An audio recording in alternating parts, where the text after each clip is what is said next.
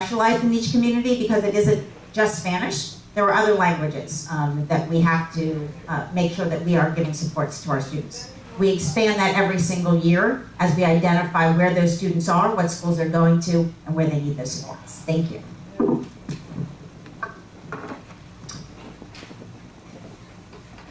I'm against arming teachers.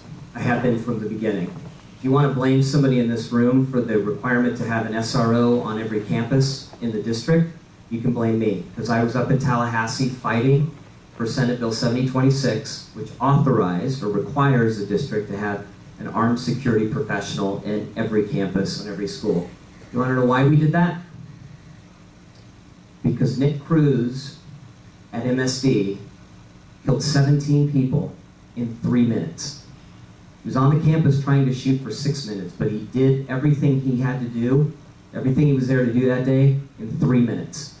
It takes too long to get armed response to a campus if they're not already there. So I fought for that. And that's why we have that today. With respect to the Guardian program here, or the Guardians here in Broward County, first the board voted against it.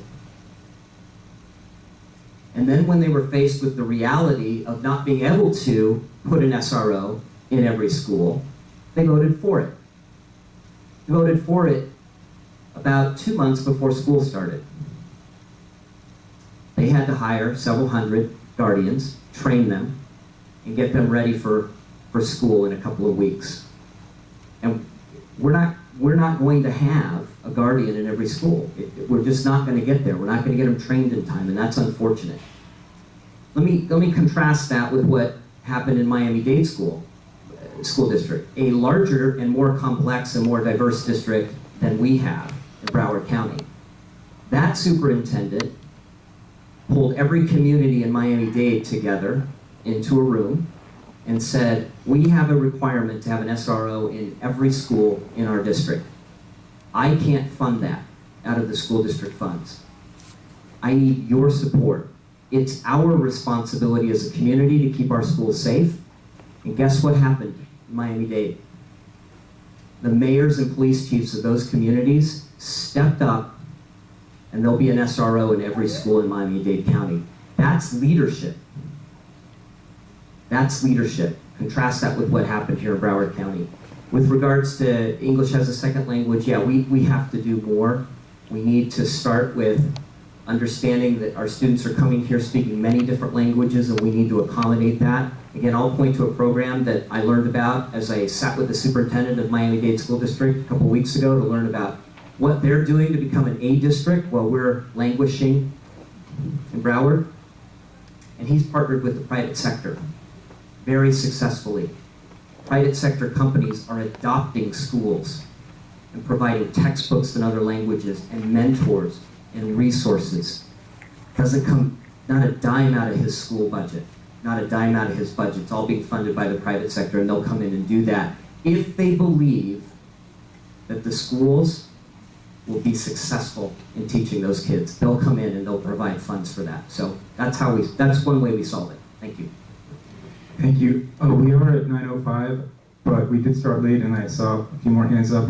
If there's no objection from the candidates, you want to extend another 10 minutes, or do you have any other engagements tonight? We could go another 10 minutes if it's no objection. Okay. So we will. There was a hand up over here. Maybe the second. Well, we don't have time for the second round, but back here, yes. Microphone. I don't really need a microphone. Yeah, for the video use. Yeah. I want to hear first from Ms. Petty, and I want to also hear from Ms. Corn. Outside of your own communities, particularly in the urban community, I'm really curious to hear what kind of service you've actually done within those communities. Is it better? Yeah. Okay, I apologize. Particularly, I want to hear first from Mr. Petty and also from Ms. Corn. Particularly outside of your own communities, when we're talking about urban communities, I'm concerned or curious to kind of know what type of activities and services you've actually done within those communities.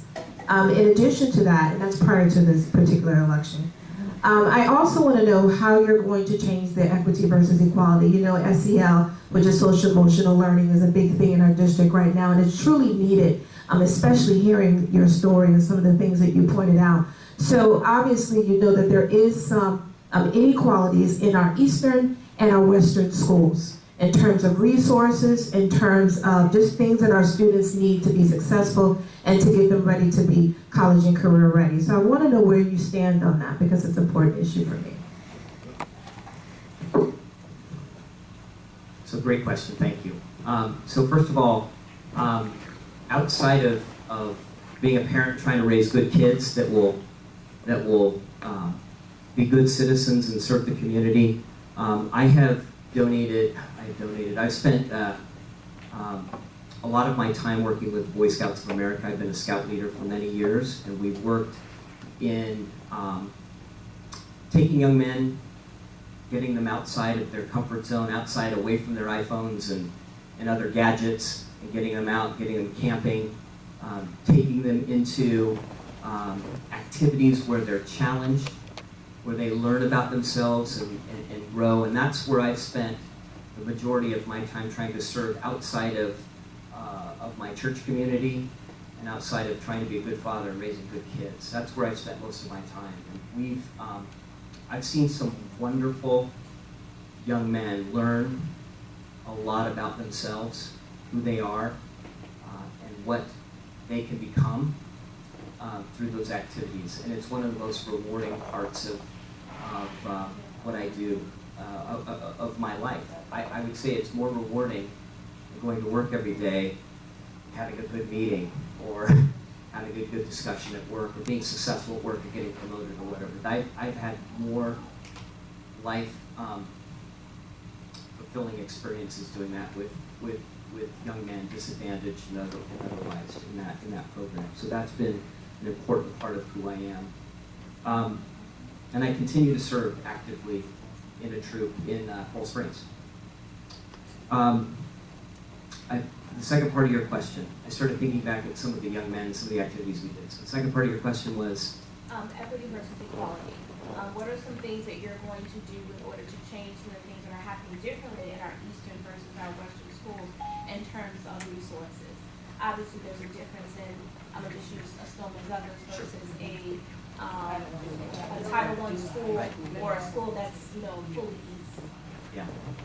So the first thing I want to make sure we do, we have some serious called capital expenditure problems on the east side with some of the schools. And we need to address that first. We talked about the bond earlier. One of the things we can do there is make sure that we're equally, making sure those funds are getting spent regardless of where the school is in the district, and take an opportunity to prioritize the schools that need the most, that have the biggest problems, and getting those done first. When we talk about that bond in some of those schools and making sure those funds are getting dispersed, that bond was passed 4 years ago. We're just now in 2018 talking about year one projects. We should be done. Miami-Dade School District did a bond a year before we did. They're done with their projects. They completed their capital improvements. They've secured their schools. We're talking about year one. It's 4 years in, we're talking about year one. The reality is the costs of all those programs to fix the schools on the east side now double or more. We don't have the money to fix all of those schools. The board has been, until very recently, out telling everyone, We're at 3:30. okay, has been telling parents in those schools that those projects are going to get done. I'm here to tell you tonight, they're not going to get done. And the year 4 and 5 projects, we're going to run out of money before those get done. And a lot of those schools are in the disadvantaged areas of the county, and the parents don't know it yet. I'm going to give the other candidates 4 minutes as well. Thank you. Unfortunately, Mr. Petty is absolutely wrong. We are delivering every single promise program. And if we do it in 8 years rather than 7 years, every single one of you can put me on tape. We are delivering every single one of those programs. So I'm disappointed to hear Mr. Petty believes he's going to be joining a board and he's not going to deliver on what was promised to the community, because we absolutely are as a board. In fact, when we talk about, equally was the word that Mr. Petty used, but the reality is equity. is really where our focus should be. And in fact, at Northeast High School, we just spent $40 million on the school that was the poster child for what we needed to do, and it was one of our eastern schools. We weren't going to spend anywhere close to that, but when we looked at it and we said, what is in the best interest of this community? How are we going to draw kids back here, and how are we going to give the kids that are here the best educational facility available? We as a board said, we're going to spend the dollars it's going to take to do that. And we did. And it was a hard decision, but we did it, and we are going to continue to make those hard decisions to get the schools in a place of equity across our district. But it isn't just a facility conversation. It really has to do with the day-to-day experience of our kids. And the day-to-day experience for our kids is not just what are they doing for a program in education, it's that socio-emotional aspect.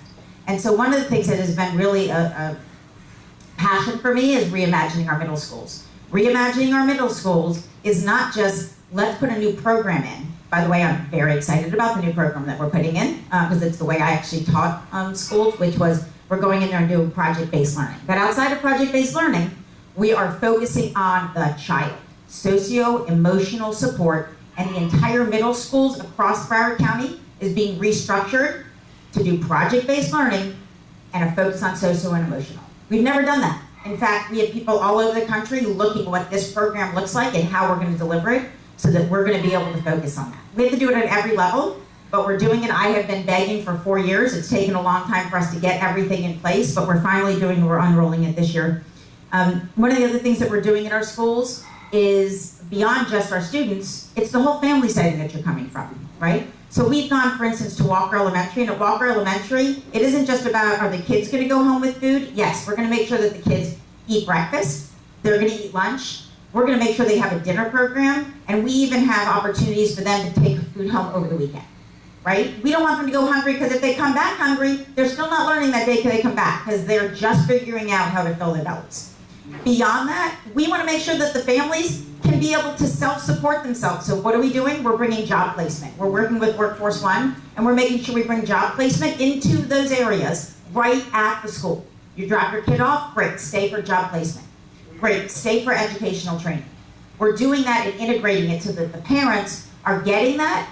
They're doing it at the school. They're doing it where their kids are learning. So they're actually even there more involved in the schools, and the kids are seeing, hey, my parents are interested in education. I should be interested in education. It really is all about the whole child. That has been our focus, and so where we've repositioned schools, it hasn't been let's close doors. Instead, it's been, instead of doing K through 5, we're only gonna do K through 3, because we're gonna use part of our facility to support the rest of that family and make sure that child goes home to a better household. The one other thing I will tell you, which is really, truly passion, has been from day one, is our CTASE program. Those are our career technology programs. We are putting those all over our district, but we make sure that we're targeting them in areas. So for instance, global logistics. What is global logistics? That's where down at the port, they move all those containers around, right? UPS, all of that runs on global logistics. Most people walk out a $60,000 paying job, no college education. We put that at Boyd Anderson. We did that because those kids would never have heard of that job before. But now, not only have they heard about it, they're having people come in, show them what that job is about, and getting them ready with 2 years of experience so they walk into our Broward College, and they can actually finish that with a certification. So we're making sure we're aligning ourselves with programs all over the district that then even give you the opportunity to take the certification you get and grow it into our Broward College system. Thank you for the question. Do you want to tackle that one too? I might need to repeat that. I don't think Donna's microphone might be. Wait, here. Okay, now, I'll use both. On is enough. I'll be equity. Could you repeat the first part of the question? Because The first part of the question was, I'm sorry, 1 second. What kind of things have you done outside of your own role, probably within your community? So I've done a lot of work mentoring younger students at the African American Research Library at Urban League sometime, and even in my own community. A lot of students, a lot of kids in our own community don't have access to books or technology. And to me that was a problem, so I tried to do everything I could to provide them with access to that information. To the information they might need, to books, to technology, just bringing us together. Because a lot of times, In our own community, we're not together. We need to be more unified, so I tried to do the best that I could do there. From a political standpoint, if you look more into a little bit of my history, I've been a loud kid at most of the government meetings, trying to get money invested in our community. A lot of times we don't see money going into our community from a socioeconomic standpoint. Affordable housing, a lot of people in our community don't have access to healthcare, don't have access to housing, don't even have access to educational opportunities, and to me that was a big problem. So I do think that there's some things that we can do from the school board, partnering with the county commission. Palm Beach County has a special tax district, a healthcare district of Palm Beach County. It's not the same as ours here, but we can expand on that and make sure that we provide it. In Palm Beach County, they provide everybody, low income, with access to healthcare, whether they can afford it or not. And I think we need to do that here. I think the school board can partner with the county commission. We can establish a special taxing district. We can take these ideas and we can make them work so that, because if the student is at home and they can't even eat and they don't have water and lights, what makes us think that when they go to school, they're going to be really paying attention? And a lot of times, sometimes teachers don't understand that. Sometimes, their fellow classmates might not understand that. For a while, my parents went through a lot. My mom went through a lot raising me with not having enough money because of her disability. So a lot of times I had to be the one I go out there, my brothers, my sisters, to bring back money, bring back economic power into our house, into our community, so that we can try to eat, so we can try to survive. And she did the best that she could to raise me to bring me here where I am now. And I want to thank her for that, and I want to give my mom an applause too, in case she's watching. But I do think that we need to make sure that all of our students have everything we need. So here's my plan. If I'm on a school board, I know this may sound a little bit like, how are you going to do that? But I'm a loud mouth. I carry a bit stick, and I'll make sure it gets done. I think that we need to be providing free meals to all of our students year-round. And I think that we need to partner with the private sector. Petty said, Miami-Dade County actually has a good program. Partner with the private sector to make sure that we can provide 3 hot meals to all of our students year-round, during the summertime especially, because a lot of kids may not have that. Make sure we partner with the private sector to see if we can get funds to make sure all of our students have health care, to make sure everybody has housing. Partner with the county commission to see that we make sure that we have affordable housing. I believe firmly that housing is a human right. I don't think that anybody should be running out the street. 2,752 of our students as of July 2017 were homeless, and I don't think that's good. This is data from the Broward district in itself.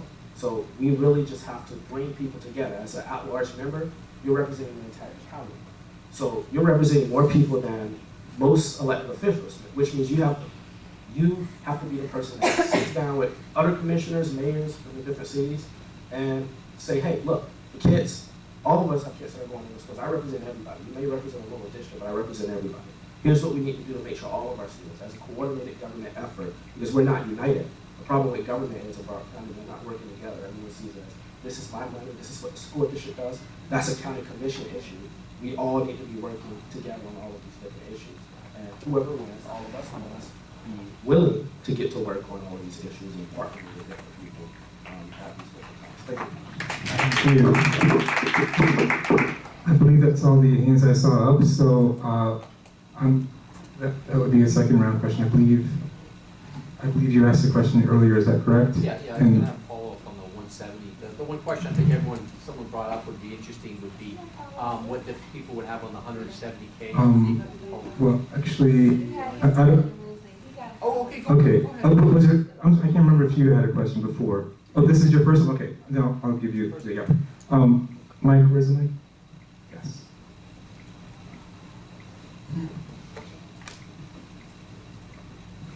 Hi, this is for Mrs. Horn. This morning I saw in the news that there's a very heated conversation about the metal detectors and whether or not they're going to be installed in schools. However, you mentioned the armed guardians. Now, being a school board teacher, the student sees us every day. What professional developments are you going to put in place for us in terms of having to react to such chaos as Stoneman Douglas? Because we're typically their first line of defense. Yes. So I'm glad you asked that question. Before the tragedy at Marjorie Stoneman Douglas, I was actually already working with the Fort Lauderdale Police Department. They actually are the ones who have spearheaded the Code Red trainings around the district. And one of the issues we've had is they had only been successful doing those Code Red trainings at about 35 schools a year. It's typically an 8-hour training. And so one of the things that we were working on with Chief Hutchinson at the district was, how do we continue to do those 8-hour trainings, but then also do shorter trainings so that at least every other year we have either a 2-hour or a 4-hour refresher, so that constantly teachers, whether you're changing, coming in or out of the district, we're constantly training all of our teachers. We're actually still working on that right now in terms of those trainings. At the same time, we're expanding the number of schools that are going to get the entire Code Red training that's available, that 8-hour. So from a teacher perspective, we're going to be doing those trainings, but we also have additional protocols that are going out, and your principals have spent a good part of the summer getting that additional information to them in terms of what are they supposed to do day one, in terms of being comfortable and feeling like they can give the support for their colleagues, for their students, and for the community. Because the reality is, sometimes when these things happen, you have community members that are there too, right? There's always unforeseen circumstances that are going on. And so it's a matter of making sure that there's a collective conversation. But a good deal of that is also our law enforcement, and making sure that we are having the conversation with law enforcement. So for instance, today, one of the things that we talked about was what we're bringing in. We're going to be bringing in Ballistics Global, I think is the name of the group, to Heron Heights. They're going to be replacing all of the glass so that they have bullet-resistant glass. And initially, the thought was, well, let's make sure we tell that city what's going in there. And I said, we can't tell that city, because we saw at Marjorie Stoneman Douglas, one city doesn't respond. BSO doesn't respond, just the city of Coral Springs, everybody in the community has to understand. So we have to have a much bigger conversation, which we've already started and engaged in making sure that all of our law enforcement have these types of details, but our teachers ultimately are the ones who are with our students. And they're the ones who we have to make sure have that comfort level, and we are absolutely rolling that out this year. We have done it in past years. It's just been troublesome in terms of trying to figure out how do you get all of those trainings done in 1 year. And so we've figured out a lot of those glitches, and we're continuing to work on it. But thank you for the question. Oh, and one of the other things, the Sandy Hook Promise Program, I know I mentioned it before, that's one of the key elements in how we do that. It's actually, they have a student-based section of that. They also have a teacher-based and administration. So that's a rollout. There's also even an app for students for reporting and so forth. So that's something that's proven across the country, and that is absolutely being rolled out this year as well.